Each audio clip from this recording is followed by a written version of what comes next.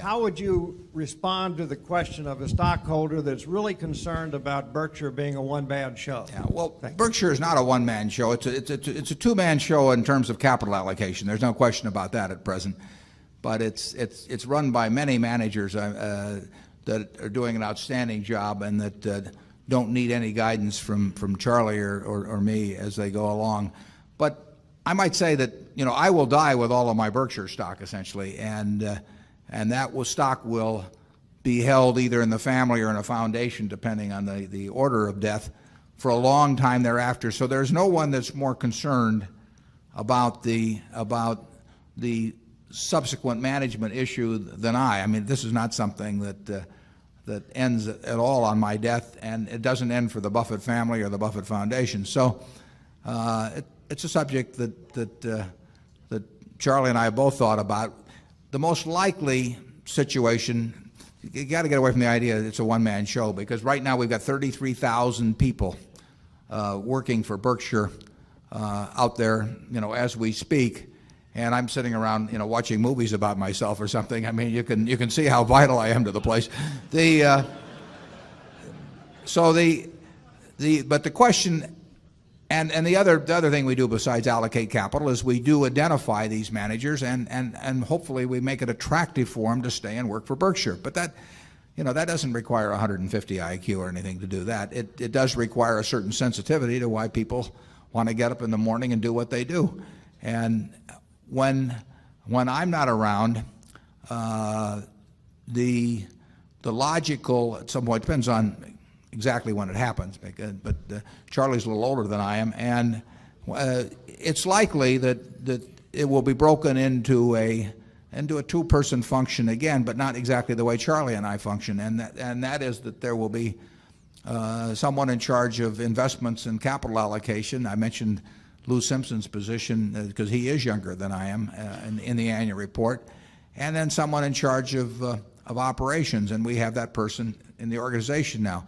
Now, I don't know what the situation will be when I die, because it could be in 20 minutes or it could be in 20 years, and when that, so I can't specifically name the individuals. We have the individuals now for both those functions. We'll have the individuals for the same functions 20 years from now. I don't know whether they'll be the same people. But it's quite a logical way to run the business. GEICO was run that way and still is run that way, and has been for some years. It's always struck me as terribly illogical the way property casualty insurance companies are run, because they've been dominated by the underwriting side of the business, and here they have this important investment side.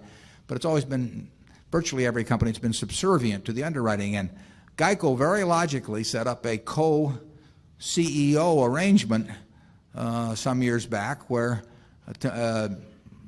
originally Bill Snyder and before that, but Tony Nicely ran the underwriting end of the business, and Lou Simpson ran the investment side, and those are two very different functions.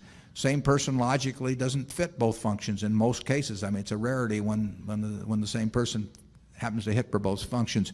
So GEICO worked very well that way, still works that way. Lou runs investments, Tony runs underwriting, and Berkshire, slightly different. It's a variant on it, but essentially at Berkshire headquarters you need someone overseeing and not meddling in them too much, but making sure you've got the right manager and you're treating them fairly. You need someone on the operating side. You need someone on the investment and capital allocation side. We've got those people now, and we'll have them, whenever it happens too. But that is the structure, and we've got some very good businesses.